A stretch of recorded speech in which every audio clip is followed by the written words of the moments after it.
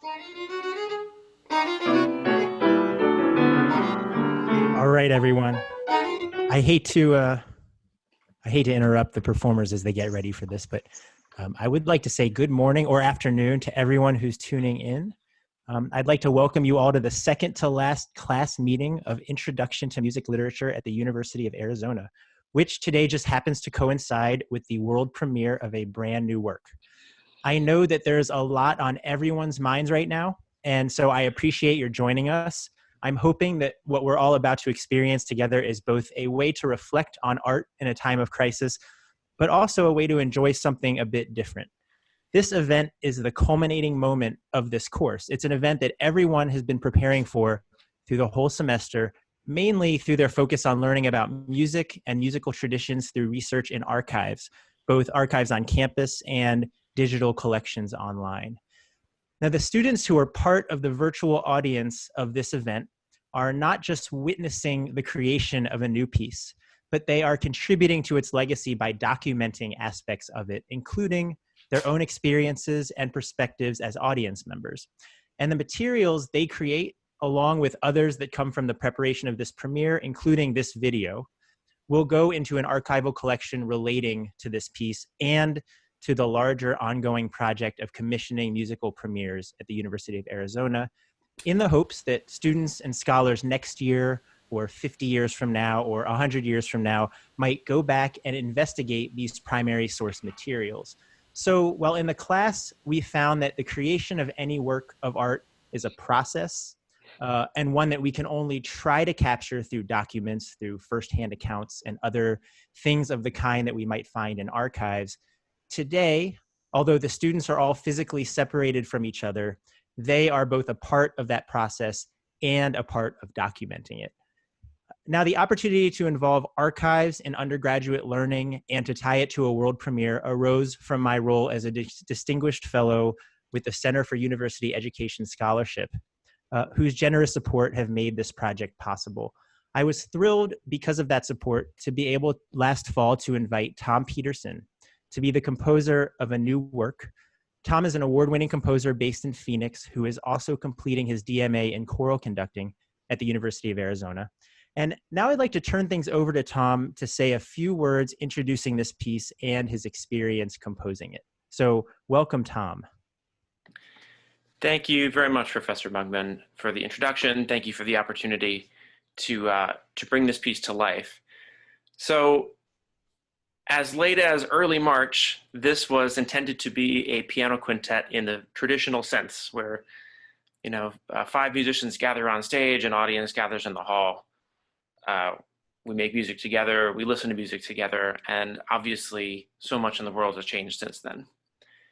And rather than postponing the premiere to a future semester, we decided to move forward with trying to see what it might look like online. And rather than treat it as a solely technological challenge, although you're watching this on a live stream, so it is a technological challenge, but rather than focusing on that, I wanted to treat it as a compositional challenge. In other words, people have been trying to solve this technologically by building virtual ensembles, but everyone's recording their parts individually, and then they're layered together by an editor in post-production. Or there are more sophisticated technological solutions, like software like Jacktrip and Jamulus. There's an ensemble in New York called the C4 Ensemble that did a sort of experimental performance along those lines last week. But I was really interested in leaning into the challenge, into the problems that all of us as musicians are experiencing, that we can't make music together, that there's this lag, there's just limitations in audio. And I wanted to see if I could make a piece that used those limitations. So the ways that I ended up trying to solve that puzzle, and I'm not claiming to have solved it, I'm merely offering one possible solution, is you'll see that the only time that the quintet actually plays together is really to demonstrate the limitations of the software, is to sort of manifest or let the audience into the frustration that we're all feeling by not being able to play together. Much of the rest of the piece involves trading solo material, and then at the end, each member of the quintet plays along with a pre-recorded excerpt from one of the other people in the ensemble. But crucially, it's not played back on the same computer that they are using to video and live stream. So as far as the microphone is concerned, there's two musicians in the room and not one. So I want to take you just on a quick outline of the four movements. I also want to let you know if you, perhaps this is available on the stream, I'm not entirely sure. However, a program for today's concert and the score, if you want to download the score and see what everybody is reading from, is available at premiers.music.arizona.edu. One more time, that's premiers.music.arizona.edu. The download is free, the score is free. I invite you to look along. The first movement is a series of solos where people in the ensemble are trading musical material back and forth. The second movement is quite short, and it's really that demonstration of the limitations. If you are looking at the score, you'll see that things are notated as a one chord that's intended to hit at the same time, or it looks like it should occur at the same time, and then you'll hear just how different, you'll actually hear the time delay that everyone's dealing with. The third movement is called elegy, and it's really the emotional heart of the piece. Of course, this is a time of tragedy in world history, and this is one small offering, one small lament to all the people out there who are suffering and the people who have passed away in this pandemic. And in fact, the whole piece is dedicated to all those who have lost their lives in this pandemic. The final movement is called duets. And it's in this movement where the individual members of the quintet are performing with a recording of someone else who is in the ensemble. And in most cases, the music is related to something that was going on in the first movement in solos, but it's transformed in some way. And it's here that I want to tell you about the title of the piece, Quintetto Profano. It's based on the work by Bela Bartok called Cantata Profana from 1930. And in this piece by Bartok, there's a magical transformation that happens. It's magical because it's a folk tale, but we don't need to get into that. What's important is that he takes a musical idea from the beginning and he represents that transformation when via the transforming the musical material at the end. And so similar processes guide turning the music from the first movement of the solos into the music of the final movement, the duets. The transformation in this case is not a folkloric magical transformation, but it is in fact the elegy itself, the act of mourning, the act of making music as an act of mourning. And in that sense, we don't know what the final movement looks like yet. We don't know as a society, as a musical culture, what the duets are, what they look like, to what extent we're going to be able to get back together and make music again, and when. Right? At the moment, we're sort of still in movements 2 and 3. And I just wanted to close, as a composer, it's always a sort of a nerve-wracking and also gratifying thing to turn your music over to performers. And obviously you'll hear that all these performers are immensely skilled, talented musicians, but they've also been very gracious in the process. We've had to work through a lot of things that are not typical rehearsal things to work through simply because of this new medium. And so I wanted to thank them for their time and their their graciousness in that regard, and also to thank Professor Mugmon for letting this go on into the online realm. All right, so I'll turn it back over to him.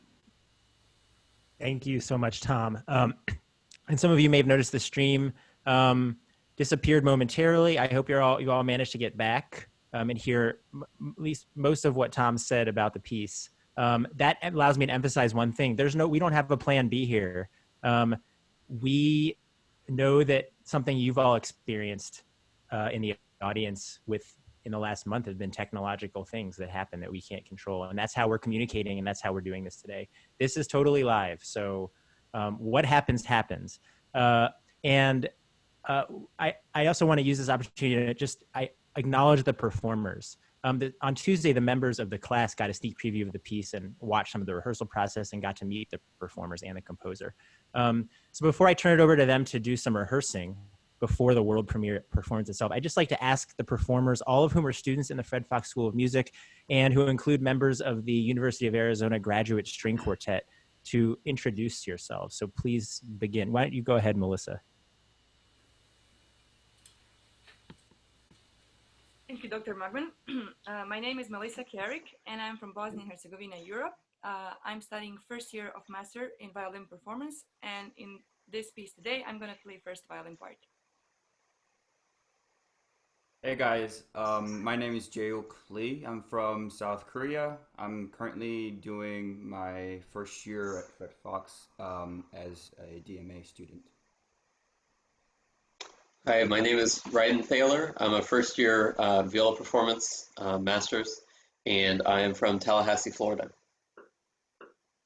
Hi, my name is Diana. This is my second year doing DMA at Fred Fox School of Music, and I'm from Australia.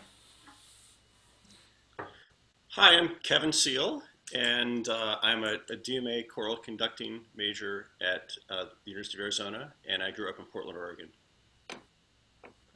Thank you all. And Ryden, if I'm not mistaken, you're in Florida right now. So what we have is a veritable transcontinental premiere taking place. So right now, these musicians are going to work through aspects of the piece. Perhaps some last minute decisions and adjustments will be made. I'm going to join the audience now, and I will see you in a little bit to introduce the world premiere performance itself. So thank you very much. Okay, so thanks. So in about 10 or 12 minutes, our goal is to sort of hit some last minute sections. I wonder if we could actually just begin with the beginning, again, as a sort of last minute check of some balance input issues.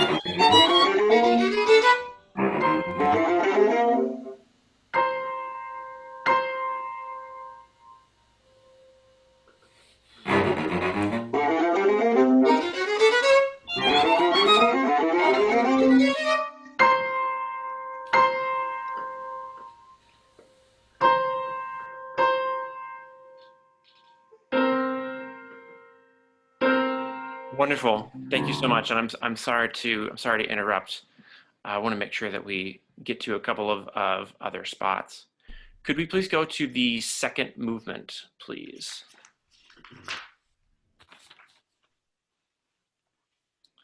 And I wonder if, Melissa, would you be willing to start just from the last four measures there, from like 108, so that we can get into the second movement, please? Of course. Diana, just one reminder, you're muted.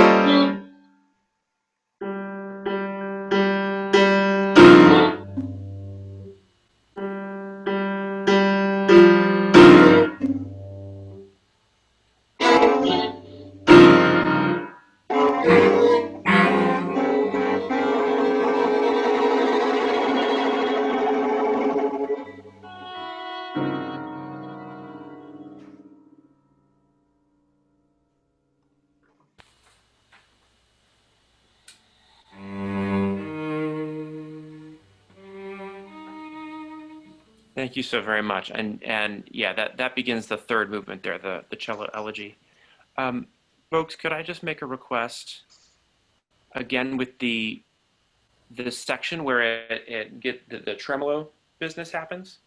When that first starts, if it can have more space between the notes at the beginning, so that instead of da da da da da da da da da da da, we get more of da da da da da da da da da da da da da da da da, because that interaction between the different notes hitting at different places, that's what works a little bit better through the microphones.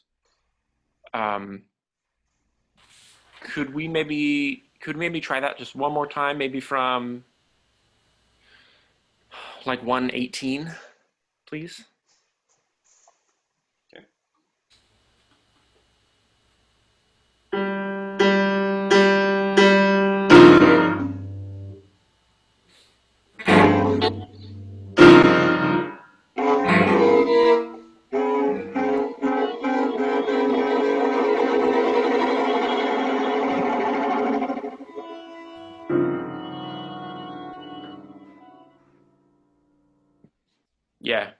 Yeah, that's nice. Thank you. And Kevin, I think you could even wait for that chord just like a little bit longer. Okay. Yep. Mm-hmm. Yeah, because your resonance is going to be longer than their bows. So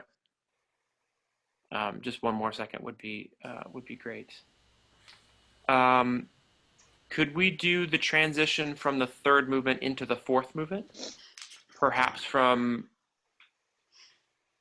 like Deanna, maybe your last two lines, Last two lines? Okay. or it could be less if you prefer to do less right now. Okay.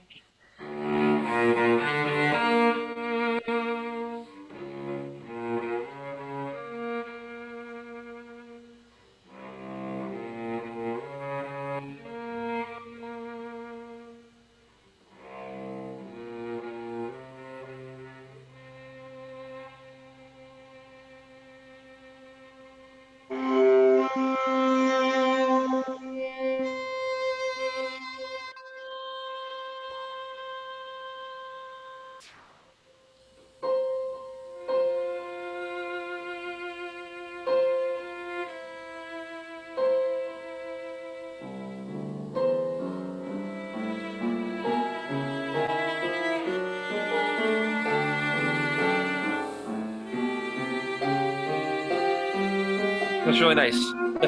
That's really nice. I mean, that's the theme of this whole process is your playing is really nice, and we're just trying to fine tune some levels thing. Diana, I wonder if you could maybe increase your input just a bit. It's all the way up actually. Is it okay? I can just play loud. Sure. And to that end, right on that entrance, when you're sort of joining that, could it maybe be a little bit more delicate? With the C's. Yeah, just maybe a little bit quieter. Okay, all right. Yep. And I believe that you're playing it sensitively in your room. I'm just saying what's coming out on the speakers. You know what I mean? Yeah. So I think the input's really high, so the soft stuff needs to be less. yeah, that's fair. Deanna, did you want to do any more of your duet, or should we do? With the recorded stuff, it's kind of hard. You can't really jump in halfway, can you? No. Where are we time-wise? I do want to make sure that we get the ending. I do want us to do the ending. So I wonder if we could actually just run the final movement. Is that okay? Yep. Okay. Should I start from my C or let Deanna go first? Yeah, could you let Deanna do the last, just the last two little arpeggios? So you want to run the whole duet movement?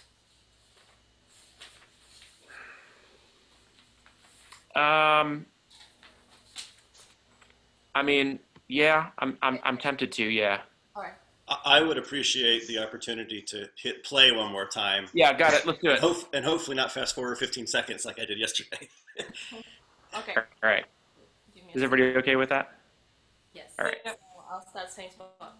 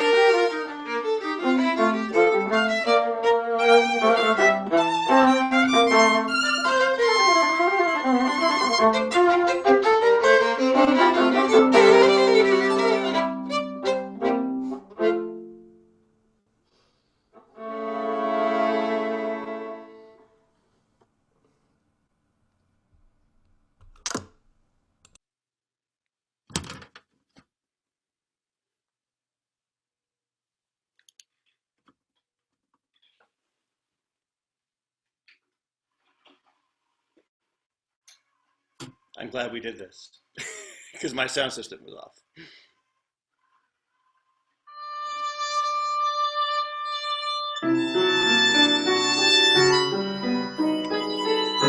All right. Thank you, Kevin. Hey, so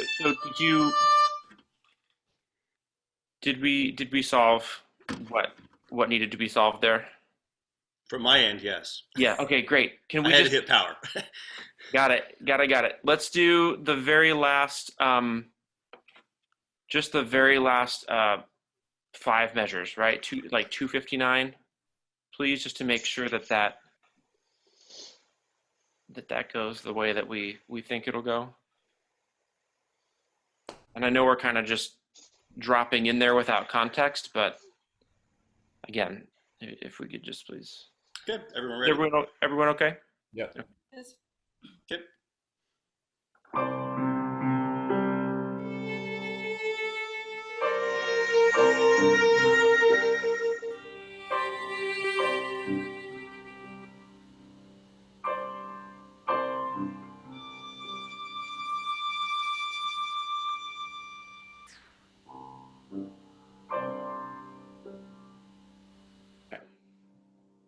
Great. And Melissa, thanks for making that change from yesterday. I think that's great. Okay. So thanks again. And I think we're going to turn it back over to Professor Mugmon.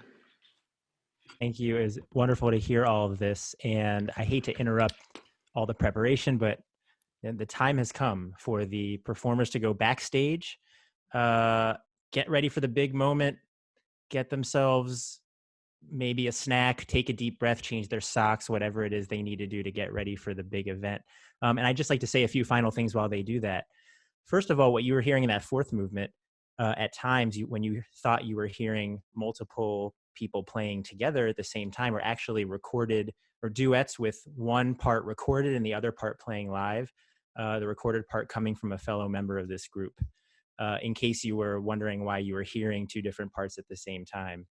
That's what was going on at certain moments of that. I just wanted to emphasize that. And I'd like to say a few additional things. So after our 4 movement piano quintet for quarantine musicians is over, I'll wait as long as I can before breaking the spell, and then we'll have a short after show where I'll ask a few questions of the composer and any performers who are able to stick around. Feel free to put questions in the comments. I can't promise we'll get to any of those depending on how much time we have.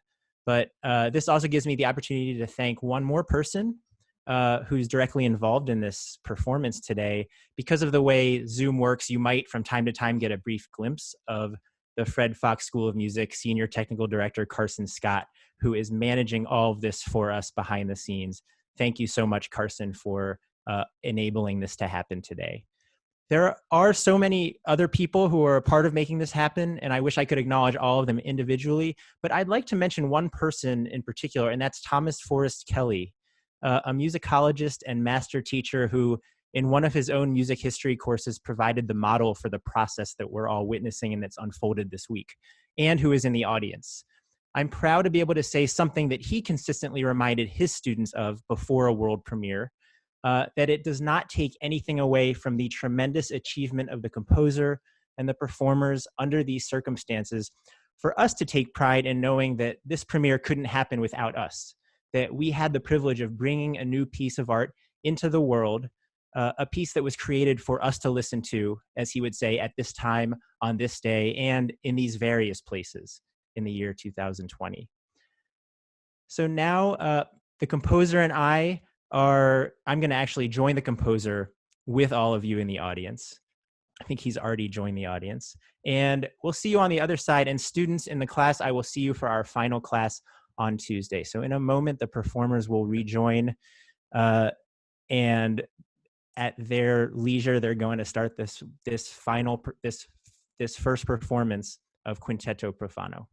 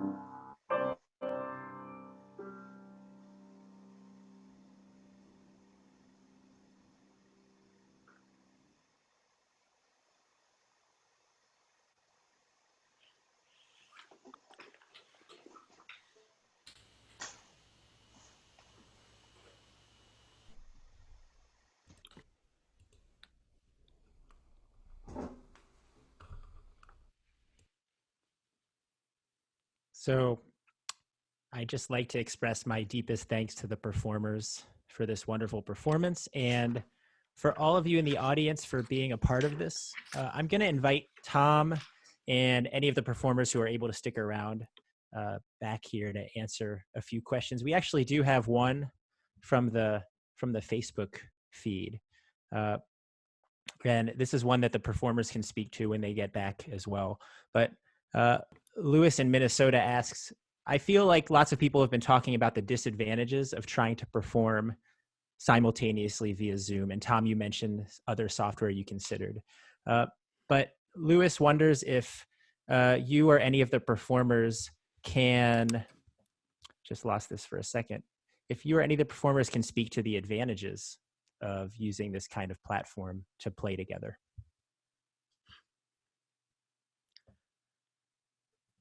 Maybe others might have another thought, but in my opinion, the only advantage of this is that it allows us to do what we just did and do some sort of performance from remote locations. I think that, we've talked a lot about the disadvantages. One of the big disadvantages was the lack of predictability of the software. It didn't necessarily behave the same way every time. So I guess in my mind, it's really hard for me to think of an advantage other than the fact that under these circumstances, it did enable us to do what we just did. I think one more advantage is after this kind of concert setup, our normal performance is gonna look like so easy, and I think we will appreciate more and be grateful for what we actually do in real life after this kind of experience, which is great and stressful at the same time. Any other thoughts on that? I think this makes us more aware of other things. In a live performance, you can react to each other. You're worried about technical things, and here I think you can step back and just let those things go, and in that way, I think it's kind of freeing. Well, thank you very much. We actually have another question this question is from Mary, and this is for you, Tom. Was the recorded first violin part a hymn tune is what she was wondering. Any insight you can provide on that? Yes. So as I mentioned, a lot of the material from the outer movements is from Bartók's Quintetto Profano. That piece references the Bach St. Matthew Passion, the opening chorus in particular of the Bach St. Matthew Passion. And so there's a number of places where the St. Matthew Passion makes an appearance and is, reharmonized, put in a different context, all that sort of thing. And so the tune that you're talking about, the violin at the end, is the chorale tune used in the first movement of Bach St. Matthew Passion. And the chorale tune makes various other appearances in the quintet as well. The first violin solo in the first movement is inverting that tune and then making some small changes, but so that once you go through the transformation, it's the tune in its original form. Yeah. Thanks for clarifying that. Yeah, I know there was a section that was cut that during the live stream that many of you noticed was cut off, and then it might have been during that time that you discussed some of that stuff. So thanks for clarifying that. And we have a question from Carissa for the performers, and that is, what does it feel like to be back in concert black? It's good.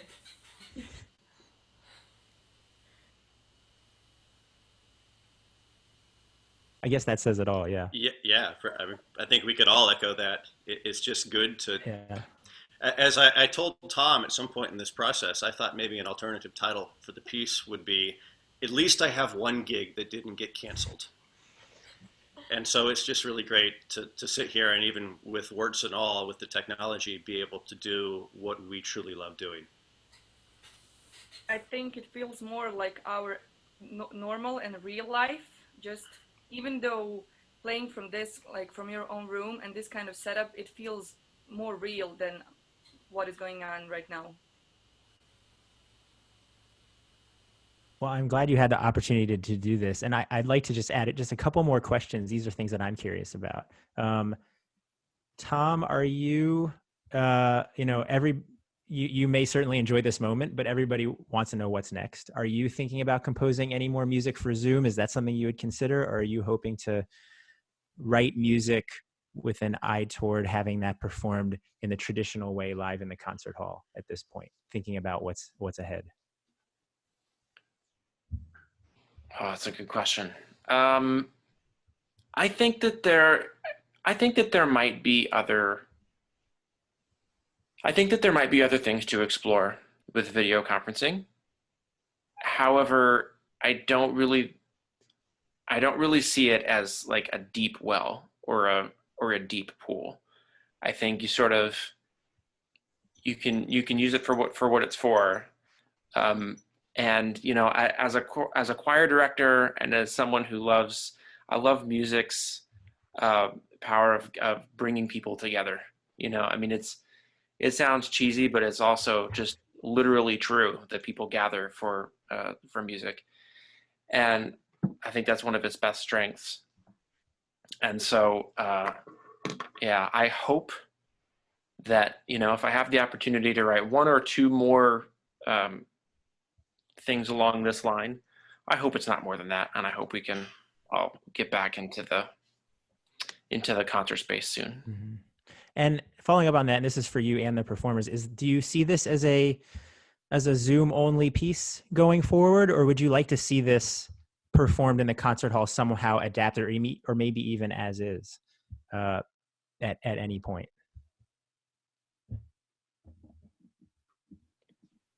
I definitely have something in mind, an answer, but I'm actually really curious what the performers think.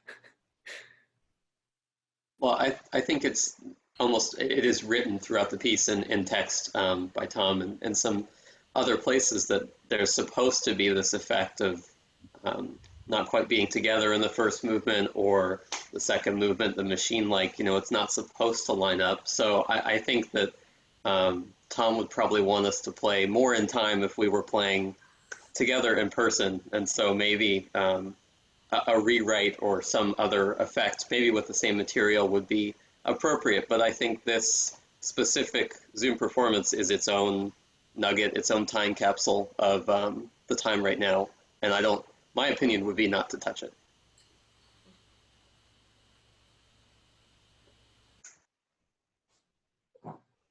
Does that inform your your next step? I definitely agreed with that throughout most of the process, and just thought that even when we, you know, have the ability to be together again, that it should exist in a separate spaces thing only. And I would be really intrigued to go to a performance where the opening movements are from different locations in the, say, you know, in the School of Music, you could use practice rooms or whatever. And then the cello's elegy could be the first thing that's on stage. And during that, the rest of the performers join on stage and do the final movement, the duets, do those together. Because, man, there were moments when I really wanted, like the cello and viola duet, I really want to like hear that, you know, in the same room and not through the mic. And I think that you could make the argument that, you know, the whole don't take it for granted when we can be back together again is to do, again, the first part virtually and then to actually bring everyone together. Yeah, and that was oh, go ahead, Melissa, go ahead. Since you mentioned an analogy of deconstructing meal, because we are not able to go to the restaurant, so we kind of get this deconstructed meal. I think even if we take the same ingredients, like different movements, and we can still make different meal with the same ingredients, and I'm very interested in how would that look like. Thank you. And I should mention that question came from Benjamin, and there's another question that's sort of a spin on that from Deanna, and that is, given the opportunity, let's say, if I'm understanding the question correctly, it turned out that today it was possible to have a live in-person performance of this piece. Would you have liked to stay online and do it this way, or would you have taken the opportunity to try to perform this in person as a group?